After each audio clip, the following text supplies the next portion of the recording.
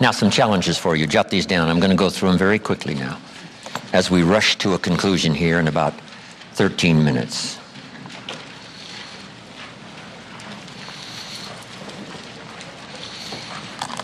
Here they are. You're going to have to write fast now. Here's number one. Review your performance, whether it's communication or whether it's activity or whether it's a CEO or whether it's on the job. Here's what my father said, a seminar in a sentence. I wish he was here to give it, but since he's not here, in his honor, I will give his seminar in a sentence. Here it is. Always do more than you get paid for to make an investment in your future.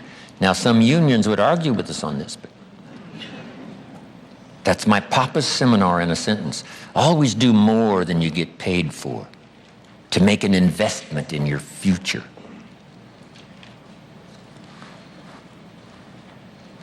My father was so unique.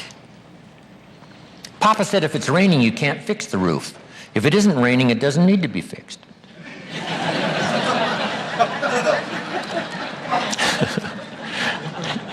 He was a grand old man. Wow, this guy. So review your performance, your language with your children. Just go over that and say, have I been too harsh and too strong, and too stubborn? Should I learn to be easier, mix more compassion with the tough stuff I have to deal with? Yes. You know, prayer will help sometimes. If nothing else, dear God, help me say the right thing, not to ruin it all by poor communication.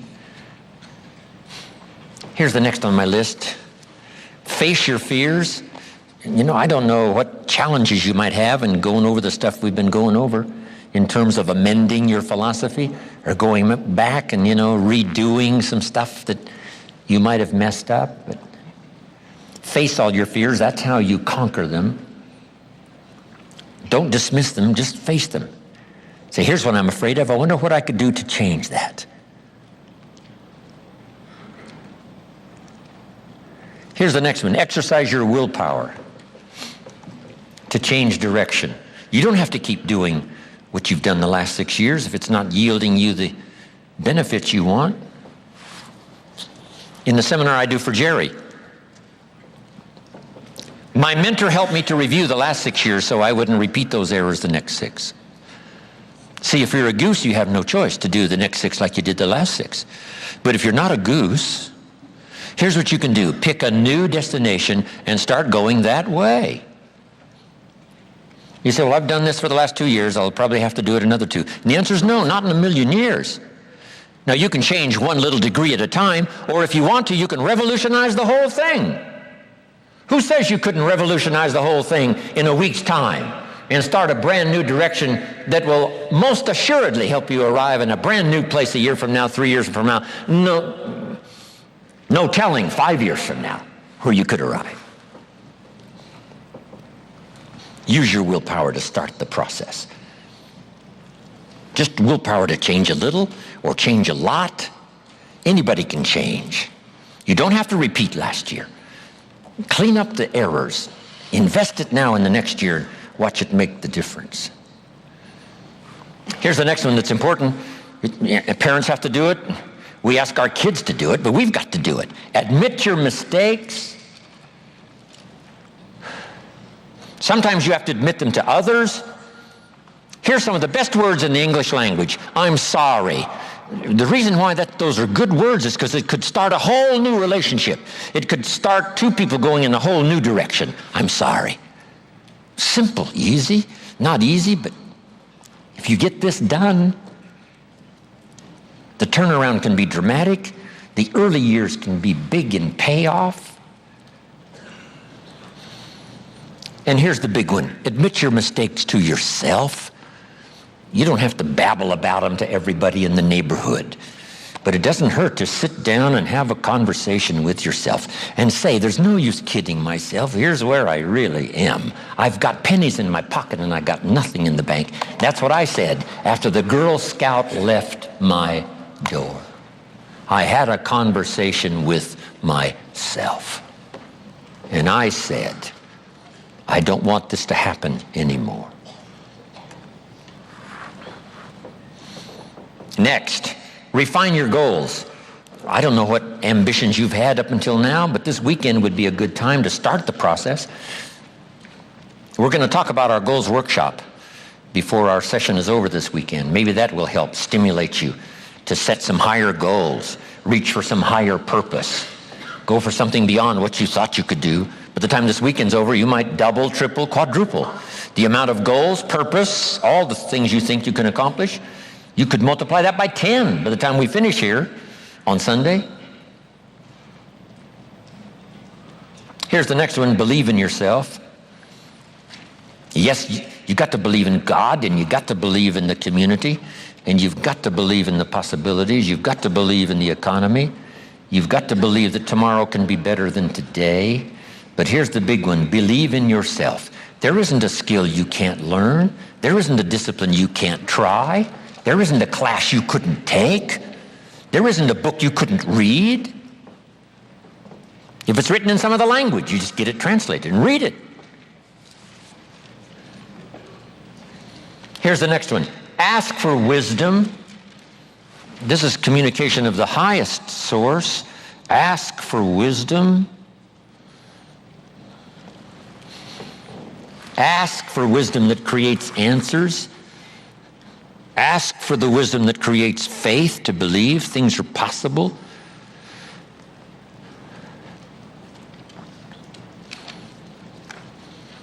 In King Solomon's day, there was the dilemma of two mothers who claimed the same baby. And the question was, whose baby is this? This mother says, it's mine. The other mother says, no, it's mine. Solomon said, bring me the baby. They brought him the baby, and he raised the sword. He said, I'm going to cut this baby in half and give one half to this mother and one half to this mother. And as he raised his sword, sobbingly, the real mother said, no, no, no, don't cut the baby in half.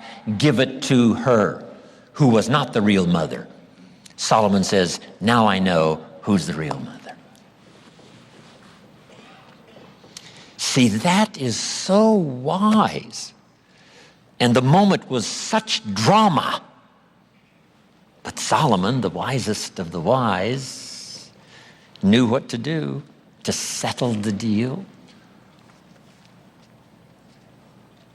Ask for wisdom to deal with the challenges of today and tomorrow, to deal with the challenges your family brings you. Don't wish it was easier, wish you were better. Here's the next one, conserve your time. I must learn to do this. How much time have I got left? Not an unlimited supply. How many of these weekends can I do? Not 1,000, just a few, maybe a handful. Sometimes we get faked out. Bill Bailey says, the average person says, I got 20 more years. No, Bill says, you got 20 more times. If you go fishing once a year, you've only got 20 more times to go fishing. Not 20 years. That fakes you out. I got 20 years. No, 20 times. See, that brings it right down to the real stuff. 20 times. How many more seminars like this? Not 1,000, a few, just a few. So would I mumble and stumble? Would I give you less than my best when I've only got a few more to give? And the answer is no, of course not. If you're a person of some dignity and quality, you wouldn't let that happen.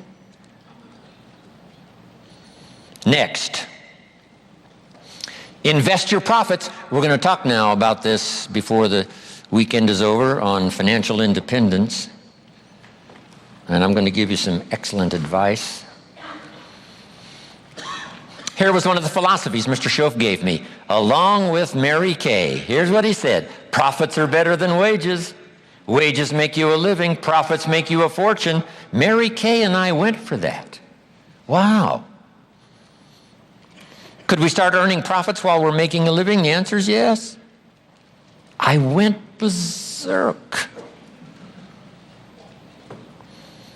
Here's one now. Protect your family. These are troublesome times. Not that they haven't been troublesome times for 6,000 years. At school, troublesome times. I know a wonderful mother and a wonderful father who had two boys. In school, they went two different directions, and one became a model citizen and the other one went to jail. Wow. Protect your family as best you can from the hidden dangers, the lurking evil one. Here's the next one. Live with intensity. You might as well turn it up a notch or two after this weekend. Why not? Invest more of you in whatever you do. Be a little stronger, be a little wiser. Step up your vitality, contribution. Put everything you've got into everything you do, and then ask for more vitality and more strength and more vigor, more heart, more soul. Next, find your place. This one now is so important. If you just work on a job, find the best place where you can serve well. And sure enough, they'll ask you to occupy a better place. And if you keep doing a job well, the guy says, well, if I had a better job, I'd really pour it on. But I got this lousy job, so I just goof off. See, that's the philosophy of disaster.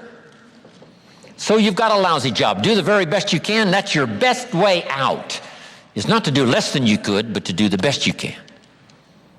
With that philosophy, your life can take great leaps forward.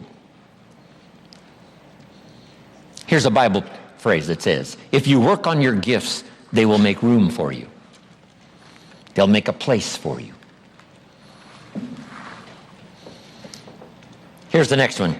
Demand integrity from yourself. You can't demand integrity from someone else. Integrity is like loyalty. You can't demand it of someone else. You can only demand it of yourself. Be the best example of loyalty, and you'll get some loyal followers. Be the best example of integrity, and you'll have people surround you that have integrity. Lead the way. Next, welcome the disciplines. Can't give you much better advice than that, because disciplines create the reality. Disciplines build bridges, build cities. Disciplines, a well-disciplined activity creates abundance, creates uniqueness, productivity. Next, fight for what's right. It's a fight we're in. The storyteller says, and there was great war in heaven. Wow, you mean way back there? Yes. 1/3 of the angels conspired. I asked Bill Bailey, how long do you suppose it took 1/3 of these angels to get together? Did they conduct meetings? I don't know. Bailey says the storyteller doesn't say. I said, then we're supposed to use our imagination.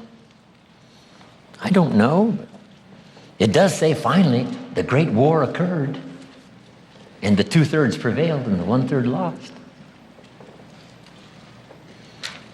One of the writers of later scripture, here's what he said, I fought a good fight. See, that's extraordinary to be able to say. I fought for my kids, and I fought for what was right, and I fought for my good health, and I fought to protect my company, and I fought for a good career that would bless my family. I fought a good fight. It's good to fight. The encroachment. Opposites are in conflict, and we're in the middle.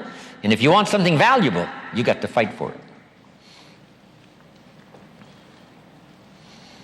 Then this writer also said, not only have I fought a good fight, and I'll finish with this, and I got a much longer list, but maybe I can cover these at another time. He said, I fought a good fight, and I kept the faith. See, that's the deal. Keep faith with your family. Fight like crazy and keep faith. Fight the enemy and keep faith. Fight illness and keep faith. Fight the evil and keep faith. I can't give you much better advice.